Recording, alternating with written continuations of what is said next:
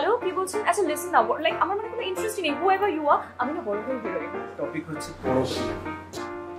তো এই পরকীয়া ক্যারেক্টার দেখলে খবরদার তাদের সাথে সেকেন্ড টাইম কথা বলবেন না, খবরদার তাদেরকে একদম এন্টারটেইন করবেন না, একদম বাড়িতে ছুঁচড়ে ঢুকে ফাল হয়ে বেরোবেন।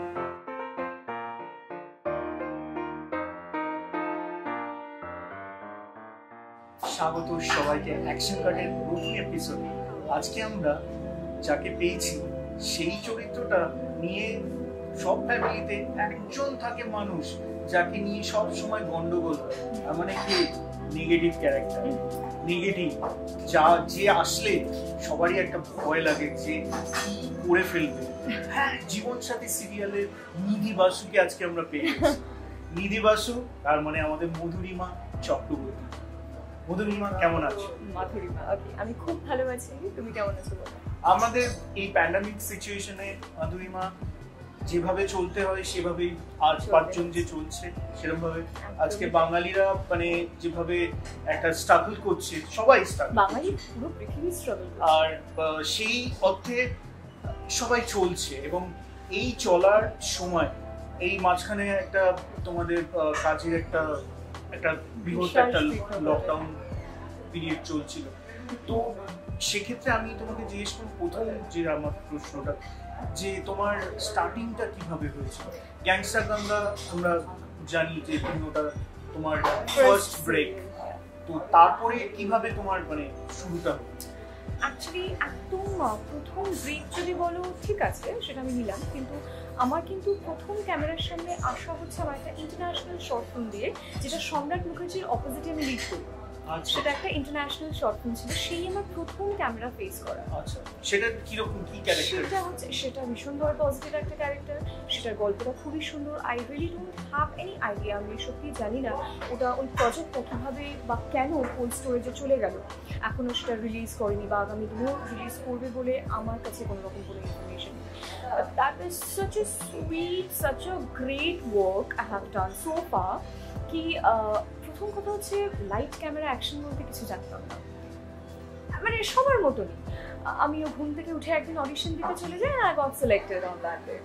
তো এটা মানে তোমার কি আগে থেকে এই ফিল্ডে আসা? ডোন্ট আস্ক মি, মানে আমি যখন এইটুকু না, মানে ছোটবেলা যখন আমার ফোন আসতো, আই ওয়াজ লাইক হ্যালো কি বলছেন? আচ্ছা লিসেন নাও, লাইক আমার মানে কোনো ইন্টারেস্ট নেই, হুএভার ইউ আর, আমি না বড় হয়ে হিরোইন হবো।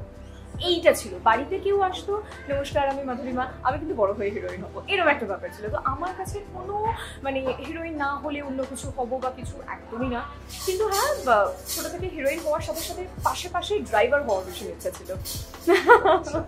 সেই স্বপ্নটাও এখন পূরণ করেছি নিজে গাড়ি কেনার পরে। তো এই দুটো স্বপ্ন ছিল, এই দুটো স্বপ্নই হতে পেরেছি, নিজের গাড়ি নিজে ড্রাইভ করি আর পেশাগত দিক থেকে তো অভিনয় করছি। যেহেতু অভিনয় ব্যাপারটা মানে সবার কাছে, অন্য যারা পর্দার উপরে তাদের কাছে মনে হতে পারে piece of cake, it's not a piece of cake. ভীষণ একটা স্ট্রাগল, ভীষণ একটা পরিশ্রম করতে হয় যারা আর্টিস্টরা কাজ করে। তো যখন তুমি প্রথম সিরিয়ালে গ্যাংস্টার গঙ্গাতে এলে, তো তোমার সামনে কি কি প্রতিবন্ধকতা ছিল বা সামনে কি কি অসুবিধার সম্মুখীন হয়ে? ভেরি অনেস্ট, জানো তো আমি আগেও ইন্টারভিউতে বারবার এই কথাটা বলেছি, এখনও অব্দি স্ট্রাগল সে অর্থে আমার করতে হয়নি। বিকজ আমি বললেই বলতে পারি যে আমি হ্যাবক একটা স্ট্রাগল করেছি, এই দিন দেখেছি ওই দিন দেখেছি, দেখিনি কি, নিশ্চয়ই দেখেছি, বাট সেটাকে আমি অতটা জায়গা আমি দিই না। আমি মনে করি না সেটা খুব একটা এমন কিছু স্ট্রাগল আমি করে ফেলেছি। কেন কি, আমি আশেপাশের আমার কলিগসরা আরও প্রচুর বন্ধু বান্ধব রয়েছেন ইন্ডাস্ট্রি থেকে, অনেক সিনিয়রদের স্ট্রাগল শুনি, তো তাদের স্ট্রাগলের কাছে না আমার স্ট্রাগলটা স্ট্রাগল বলে কিছু মনে হয় না। মানে এটা তোমার শুনেই নিশ্চয়ই তুমি বুঝতে পারছো যে আমি একদিন একটা মেয়ে, আমি সকালবেলা ঘুম থেকে উঠেছি, আমার মনে হলো অনেক হয়ে গেছে, ঠিক আছে পড়াশোনা আমি আর করতে আমার আর ইচ্ছা করছে না, অনেক হয়ে গেছে, অ্যাটলিস্ট সমাজে চলার মতন শিক্ষা পেটে রয়েছে, তো এবার আমি কী করবো না, এবার আমি হিরোইন হবো, আমি আমার এবার ড্রিমের পিছনে আমি দৌড়াবো। আমি প্রথম দিনই আমি সিলেকশন আমার হয়ে যায়। তো এটাকে যদি আমি এখন স্ট্রাগল বলি, বা একটু হেয়ার ড্রেসারের কাছে চুল করতে গিয়ে চুলে একটু টান করেছে, বা মেকআপ আর্টিস্ট একদিন একটু গালাগালি করেছে, সেটা যদি আমার স্ট্রাগল হয়ে থাকে, বা মেকআপ আর্টিস্ট আমার নাকটাকে ব্যাকা বলেছে, এটা আমার কাছে কোনো স্ট্রাগল না, সিরিয়াসলি। তো আমি সেই অর্থে স্ট্রাগল করিনি, এখন অবধি এমন কিছুই অ্যাচিভ করে নিইনি, এখনও অনেকটা রাস্তা, অনেকটা পথ যাওয়ার রয়েছে, আশা করি স্ট্রাগলটা আগামী দিনে আসছে। ইন্ডাস্ট্রিতে যখন ঢুকলে এবং একটার পর একটা সিরিয়াল হাতে এলো, এই যে পিরিয়ডটা, এই পিরিয়ডটাতে তুমি কিভাবে নিজেকে তৈরি করেছো আস্তে আস্তে? মানে আর্টিস্টরা তো রোজই নিজেদেরকে বিল্ড করে, ভীষণভাবে কারোর কাছে শিখে, কাউকে দেখে অনুপ্রাণিত হয়ে, সেই জিনিসটা একটু আমাদেরকে বলতে। হ্যাঁ, অনেস্টলি স্পিকিং আমি যেহেতু কোনোভাবেই অভিনয়টা শিখে আসিনি, ইনফ্যাক্ট এখন আমি শিখি না, তো যতটাই মানে ইন্সপিরেশন তো প্রচুরটা আমাদের মানে আগের সিরিয়ালের আমাদের যারা সিনিয়র ছিলেন, এই সিরিয়ালের যারা সিনিয়র রয়েছে, প্রতি মুহূর্তে আমি তাদের কাছ থেকে শিখে যাচ্ছি, প্রতি মুহূর্তে তাদের কাছ থেকে নিজে গিয়ে তাদের রুমে বসে তোমার এক্সপিরিয়েন্স বলো, তোমার স্ট্রাগল বলো, নন স্টপ কিন্তু আমি শিখছি, জানো তো। তো সেদিক থেকে যদি তুমি বলো একটা পজিটিভ ক্যারেক্টার করা, তার একটা মানে প্রেপারেশন সেটা টোটালি আলাদা, একটা মানে নেগেটিভ ক্যারেক্টার করার কিন্তু প্রেপারেশনটা টোটালি ডিফারেন্ট। তো পজিটিভ আমি শুরুর দিকে করেছি, সত্যি যদি বলি পজিটিভ করতে আমি খুব একটা মজা পাইনি। অনেস্টলি স্পিকিং আমার ভীষণভাবে নেগেটিভ করতে ভালো লাগে, কারণ বারবার বলেছি অনেকটা জায়গা জুড়ে খেলা যায়, অনেক শেডস আছে ক্যারেক্টারে।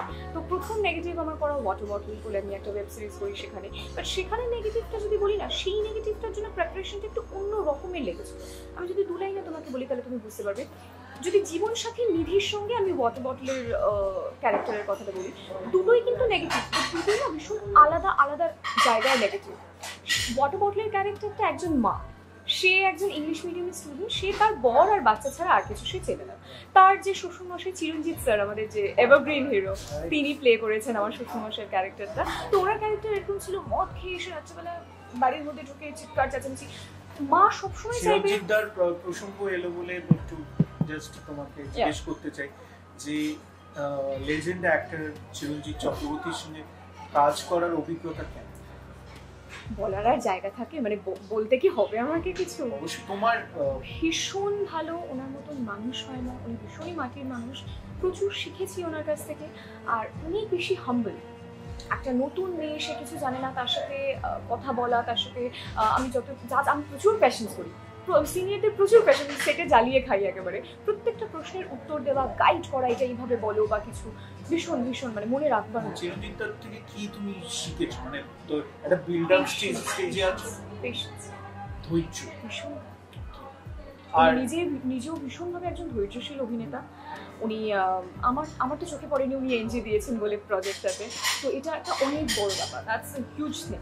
এনজির কথায় আসছি, যখন তুমি গ্যাংস্টার গঙ্গা, তারপরে কোনে বউ কড়কড় করতে যাচ্ছ, এই এনজি ব্যাপারটা তোমার লাইফে কিরকম ভাবে এসেছে? মানে একাধিকবার এনজি দিতে হয়েছে, ডিরেক্টর অস্থির হয়ে বলছে না বাবা তুই এবারে একটু রেস্ট নে, এরকম কি হয়েছে? ভীষণ ভাবে, নট গ্রান্টেড অনেকবার হয়েছে, কোনে বউতে হয়েছে, গ্যাংস্টার গঙ্গাটা খুব বেশি হয়নি, to be very honest. Gangster Ganga আমার কোনে বউয়ের আগে, বাট আমি জানি না কেন ওটা হয়নি, সেভাবে হয়নি।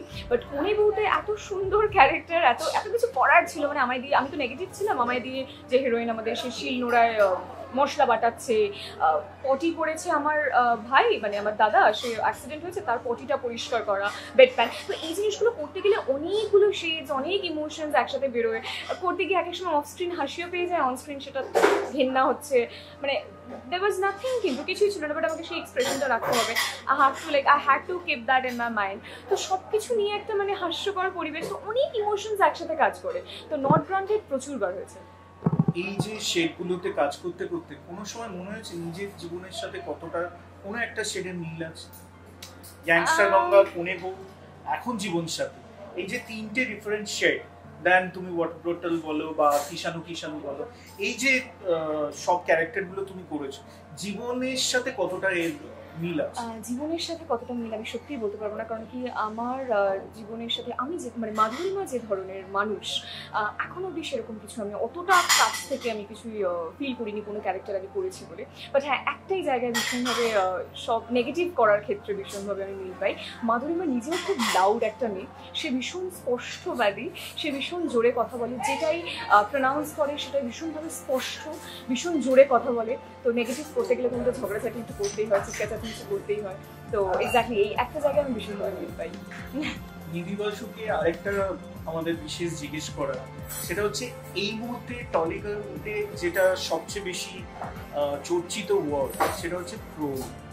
নিধি বাসুকে কতটা ট্রোলড হতে হয়েছে? একদমই হতে হয় না, জানো তো। এটা মানে টাচ উড, সিরিয়াসলি আমি পুনে বউ করার সময় যা যা ইউটিউবে কমেন্টস করতাম, মানুষজন পার্সোনালি অ্যাটাক করতো মেসেঞ্জারে এসে, এই নিয়ে আমি মানে রিসেন্ট কয়েকটা ইন্টারভিউজে আমি এত কথা বলেছি, তারপর থেকে আই ডোন্ট নো কি হয়েছে, মানুষজন started loving me like anything, loving the character as well. আমি ক্যারেক্টারের কথা একটু বাদ দিয়ে বলছি, তারা হয়তো আমার কথা শুনে বা আমার ইন্টারভিউ দেখে আমি এটা অ্যাজিউম করে নিচ্ছি, আই এম নট শিওর, আমার মনে হয় যে বুঝতে শিখেছেন যে মাধুরিমা আর নিধি বাসু বলো বা আমার আগের ক্যারেক্টারে যদি গিনির কথা বলি, তারা টোটালি ডিফারেন্ট মানুষ, দুটো ডিফারেন্ট ক্যারেক্টার, আলাদা আলাদা মানে আলাদা আলাদা ক্যারেক্টার তারা। তো এখন আর এসে বলে না ইস বাবা তোমাকে দেখলে কাপিতে চলে যাচ্ছে। মানে আমার পার্সোনাল লাইফেও এটা হয়েছে, মানে অনলাইন অ্যাটাক ট্রোলস যদি বলো, সেটা বাদ দিয়েও যদি বলি, আমি একটা জিনিস জিজ্ঞেস করতে চাই যে মাধুরিমা, যে ট্রোলটা কি স্বাস্থ্যকর না অস্বাস্থ্যকর তোমার মতে? ভীষণভাবে অস্বাস্থ্যকর। মানে আপনার পছন্দ হচ্ছে না, উইচ ইজ ফাইন, সেটা নিয়ে আমার কিছু বলার নেই, ইউ ক্যান কিপ কোয়াইট না। মানে এটা নিয়ে চর্চা করুন, আপনি বাড়িতে বসে চর্চা করুন, এমনভাবে চর্চা করবেন না যাতে যে মানুষটার নামে চর্চা করছেন সেই মানুষটার কোনো রকমভাবে হ্যাম্পার করছে ক্যারেক্টার বা জীবনে বাঁচতে। আপনার ভালো নাই লাগতে পারে, আপনি আপনার নজরিয়াটা বদলান, দেখুন হয়তো ভালো লেগে যেতেও পারে। ট্রোল নিয়ে এটুকুই বলার। অ্যাকচুয়ালি আমাদের ইন্ডাস্ট্রিতে এখন মানে স্টেপ বাই স্টেপ যদি আমরা ধরি, সেক্ষেত্রে ট্রোলের সাথে সাথে যেটা এই মুহূর্তে খুবই অসম্মানজনক একজন শিল্পীর কাছে, সেটা এই মুহূর্তে বডি শেমিং নিয়েও যেটা চর্চা চলছে, এই বিষয়ে তোমার মতামত? আমরা ব্যক্তিগতভাবে যেটা বুঝি সেটা হলো ধর্ম, বর্ণ বা এইসব কালার নিয়ে যেটা বলা, সেটা মানে পরিষ্কারভাবে এটার এগেনস্টে আমরা সবাই, কিন্তু কিছু মানুষ আছে, কিছু শ্রেণী আছে যারা সবসময় এটা নিয়ে একটা ট্রোল বা তাদের বক্তব্য দিয়ে থাকে। তোমার ব্যক্তিগত মতামত? বেসিক্যালি কি বলতো, আমার মনে হয় যে ওই আর কি, মানে আমি ইগনোর করাটাকে ভীষণভাবে প্রাধান্য দিই যে কোনো বিষয়। আজকে ট্রোল নিয়ে শুধু আমি বলবো না, যে কোনো জিনিসে যদি মনে করি যে কোনো মানুষ আমাকে এমন কিছু বলছে যেটা আমার হজম হচ্ছে না বা যেটা আমার ভালো লাগছে না, I can simply avoid that and I can, trust me, I do that. তো ট্রোল নিয়ে বা এইসব নিয়ে যদি কথা বলি, বডি শেমিং যেটা তুমি বলছো, আমার সাথে ভগবানের আশীর্বাদে এখন সেরকম কিছু হয়নি। বডি শেমিং নিয়ে যদি আমি বলি, ট্রোল হয়েছি বহুবার, সেটা কোনো ব্যাপার না, কিন্তু আমি ওই প্রাধান্য দিইনি। তো জাস্ট ইগনোর। আর আমি একটা কথা বলতে চাই যে একবার দুবার ইগনোরে হয়তো হবে না, আলটিমেট ইগনোর করলে আমার মনে হয় এটা লাস্ট অব্দি কাজে দেবে, কারণ তুমি যতটাই তুমি মানে রেসপন্স করতে থাকবে তারা ততটাই বলতে থাকবে। অ্যাভয়েড করলে সবকিছু আমার মনে হয় ঠিক হয়ে যাবে। আর এখন ইন্ডাস্ট্রিতে আরেকটা হচ্ছে মানে চটপটে টপিক বা মশালাদায়ক টপিক হচ্ছে পরকীয়া। তো এই পরকীয়াটা তোমার কাছে কি, মানে আই এম নট সেইং কি পার্টিকুলার এই পার্সনটা বা টলিউডের টেলিভিশন ইন্ডাস্ট্রির এই মানুষগুলোর নাম নিয়ে আমি বলছি না, আর টোটালি আমি বলছি যে মানে এই পরকীয়া মানে একটা মানে টেলিভিশন অ্যাক্টর বা অ্যাক্ট্রেস, এদেরকে নিয়ে পরকীয়া ব্যাপারটা বেশ মানুষ মানে যেরকম টিভি সিরিয়াল দেখে, এটাই আমার আনসার হতে চলে, যাতে আমি এটাই বলতে চাচ্ছিলাম কি পরকীয়া ব্যাপারটা যদি তুমি স্পেসিফিক্যালি বলছো, এটা কিন্তু সব ফিল্ডে রয়েছে। আমি আর একটা ওয়ার্ড আমি একটু যোগ করে দিচ্ছি, সেটা হচ্ছে কাস্টিং কাউচ। আমি নিজে এটা অ্যাড অন করলাম। এই সমস্ত জিনিসগুলো কিন্তু প্রত্যেকটা ফিল্ডেই আছে, তুমি একটু মনে করে দেখো, প্রত্যেকটা ফিল্ডে রয়েছে। প্রত্যেকটা মানুষজন করেন আমি বলছি না, কিছু শ্রেণী রয়েছে যারা কিন্তু করে থাকে। আমাদের ইন্ডাস্ট্রিটা কিন্তু ভীষণভাবে চর্চিত, ম্যাগাজিনে, টিভিতে দেখা, খবরের কাগজে দেখা, মানুষজন এগুলো বেশ সন্ধ্যাবেলা চায়ের সঙ্গে খুব ভালো করে মজা পায়। তাই তুমি বললে তো আড্ডা চলে আমাদের, যেহেতু অ্যাকশন কার্ডের এটা একটা একদম কুল আড্ডা দর্শকরা দেখছে। তো আমি যেটা তোমাকে জিজ্ঞেস করতে চাই, কাস্টিং কাউচ আর নেপোটিজম, এই দুটোর শিকার মাধুরিমাকে কি হতে হয়েছে? কখনোই না, মানে এটাও টাচউড এখন অবধি হতে হয়নি। আর আগামী দিনে হতে হলেও আমি সিরিয়াসলি মানে আমি এগুলো নিয়ে একদমই ভাবি না, তো ফলে আমি যে কিভাবে কি রিয়াক্ট করবো আমার কাছে সেই উত্তরও নেই। আমি শুধু একটা জিনিস জানি, যেটা আমি এক্ষুনি বললাম, অ্যাভয়েড করলে আমার মনে হয় কোনো জিনিসই তোমার ক্যারেক্টারকে হ্যাম্পার করতে পারে না। অ্যাভয়েড না। আর অ্যাক্টিং যেটা বেসিক্যালি হচ্ছে শেখার যে ব্যাপারটা থাকে, অভিনয় করতে করতেও তুমি শিখছো। তো এখন যে বিভিন্ন অ্যাক্টিং স্কুলগুলো রয়েছে বা ওয়ার্কশপগুলো রয়েছে, এগুলোর কতটা জরুরি এই মুহূর্তে তুমি মনে করো? আমার মনে হয় যেটা আমি পার্সোনালি ফিল করি সেটাই বলবো যে অ্যাক্টিংটা না বোধহয় শিখে হয় না, বোধ হয়। বাট যে স্কুলগুলো অ্যাক্টিং স্কুলগুলো রয়েছে তাদের ওনারা প্লিজ আমায় মারবেন না বা গালাগালি করবেন না। অফকোর্স তারা শেখাচ্ছেন, তারা শেখাতে চান, কিন্তু আমি পার্সোনালি যেটা আমি আমার মতামত বলছি, আমার মনে হয় না অ্যাক্টিংটা শিখে হয়। বিকজ তোমাকে একটা পিঁপড়ে কামড়ালে তুমি কীভাবে রিয়াক্ট করবে এটা তুমি নিশ্চয়ই 5 ঘন্টা আগে থেকে ভাববে না, তুমি অটোমেটিক রিয়াক্ট করবে। তো তোমাকে একটা ক্যারেক্টারে যখন তুমি ঢুকছো, সেই ক্যারেক্টারে টোটালি ঢুকতে হবে, তখন তুমি বুঝতে পারবে যে তোমায় কেউ গালি দিলে তুমি কীরকম রিয়াক্ট করবে, তোমায় কেউ প্রেজ করলে তুমি কীরকম রিয়াক্ট করবে। তো আমার মনে হয় it has to come from within, right? এটা তুমি শিখে আমার মনে হয় না হয় বলে। মানে এখন যেরকম একটা ক্রেজ রয়েছে, শহর বলো গ্রামাঞ্চল থেকে বলো, বেসিক্যালি টেলিভিশনে টিআরপিটা ডিপেন্ড করে শহর এবং মফস্বল দুটো মিলিয়ে। তো তুমি কি মনে করো যে টিআরপি একটা সিরিয়ালকে বাঁচিয়ে রাখে? মানুষের এই টিআরপি হচ্ছে সিরিয়ালের সবকিছু এবং এর উপরেই সিরিয়ালটা বেস করছে, টিআরপি নেমে যাওয়া মানে সিরিয়াল বন্ধ হয়ে যাবে? না, আমি এটা একদমই মনে করি না। টিআরপিটা একটা ভীষণ বড় একটা জায়গা, প্র্যাকটিক্যাল ইঁদুরের খেলা একদমই। বাট আমি যেটা পার্সোনালি, আমি খুব ইমোশনাল একটা মানুষ, তো আমি পার্সোনালি যেটা ফিল করি সেটা আমি বলছি। প্রচুর মানুষের দিন রাত্রির পরিশ্রম আমার মনে হয় একটা প্রজেক্টকে বাঁচিয়ে রাখে। এটা একটা সিরিয়াল হোক বা একটা সিনেমা হোক বা একটা টিভিসি হোক, যদি আমি কাজের কথা বলি, আমাদের গোটা চারেক মানে জাস্ট আমি কথা বলছি, হয়তো একটা প্রজেক্টে হয়তো 10 জন বা 12 জনকে মানুষজন দেখতে পাচ্ছে ক্যামেরার সামনে, কিন্তু 10-12 জনের পিছনে যে ধরুন 70-80 জনের যে অক্লান্ত পরিশ্রম রয়েছে ডেইলি বেসিসে, সেটা কিন্তু কারোর চোখে আসছে না, দুনিয়াও জানতে পারছে না। ফলে আমার মনে হয় we should we work as a team প্রত্যেকটা প্রজেক্টে। তো এই টিম ওয়ার্কটা আমার মনে হয় প্রত্যেকটা কাজকে বাঁচিয়ে রাখে, এটা আমি ফিল করি। এই কাজ করতে করতে এমন একটা দিন এসছে তোমার লাইফে যে দিনটা তুমি ভীষণভাবে এতগুলো সিরিয়াল যখন করছো 1 by 1, এরকম কোনো দিন এসছে যে দিনটা তুমি খুব চরিত্রটা নিয়ে এবং পার্সোনাল লাইফের মধ্যে ঢুকে গেল, একটা ডিপ্রেশনের মধ্যে চলে গেছে? ডিপ্রেশন কখনো হয়নি। আমি যদি বলি ওয়াটার বটল, এটার একটা খুব সামান্য, যেটা তুমি বলার চেষ্টা করলে সেটা খুবই অল্প অংশ আমার সাথে ঘটেছিল ওয়াটার বটল করার সময়। কেন কি আমি পার্সোনালি ফিল করতে, মানে আমি পার্সোনালি মনে করি না যখন আমি যদি বিয়ে করি লাইফে, আমার যদি শ্বশুর মশাই বা শাশুড়ি মা কেউ থাকেন, আমার যদি সন্তান হয়, আমি আশা করবো যে, বা আমি এটা ভাবি যে তাকে নিয়ে সবাই আনন্দ পেলে, তাকে আদর করলে, তাকে কোল ঘেঁষা করলে আমার সব থেকে বেশি আনন্দ হবে। যে আমি কাউকে আনন্দ, মানে আমার বাচ্চা দিয়ে আর কি আমি আনন্দটা দিতে পারছি। বাট ওই যে ক্যারেক্টারটা আমি করেছিলাম, সে প্রচণ্ডভাবে সেলফিশ একজন মা। সেলফিশ অ্যাজ ইন সে তার সন্তানের ভালো চায়, কিন্তু সন্তানের ভালো চাইতে গিয়ে অনেক খারাপ সিন করেছি আমি, যেখানে শ্বশুরমশাইকে মানে একদম হয় না, বরকে বলে আমি বরকে নিয়ে চলে গেছি আমেরিকা শ্বশুরমশাই থেকে ডিট্যাচড হওয়ার জন্য। আমার সেটা কোনোদিনও মাধুরীমা করবে না বা মাধুরীমা এই জিনিসগুলো করার কথা ভাবে না। তো এই ক্যারেক্টারটা করার সময় মনটা আমার প্রতিদিন খারাপ হতো। মানে বৌমা যে শ্বশুরমশাইয়ের সাথে যে খারাপ ব্যবহারটা ননস্টপ করছে, বাচ্চাকে শ্বশুরমশাই কোল থেকে টেনে নিচ্ছে, এরকমও সিন করেছি। টানতে টানতে নিয়ে চলে গেছি, তুমি মিশবে না দাদুর সঙ্গে। তো এই জিনিসগুলো করতে গিয়ে একটু তো অ্যাফেক্টেড হই ভীষণভাবে। আর বেসিক্যালি জীবনসাথী সিরিয়াল এখন বহু চর্চিত জি বাংলায়, আপনারা সবাই দেখেন। তো এই সিরিয়ালের একটা বিশিষ্ট চরিত্রে নিধি বাসু মানে আমাদের মধুরিমা রয়েছে। তো মধুরিমা, এই চরিত্রটা নিয়ে যদি তুমি একটু বলো, আমাদের দর্শকরা তো দেখছেই, কিন্তু তবুও মানে তুমি এই চরিত্রের মধ্যে ঢুকে গেছো।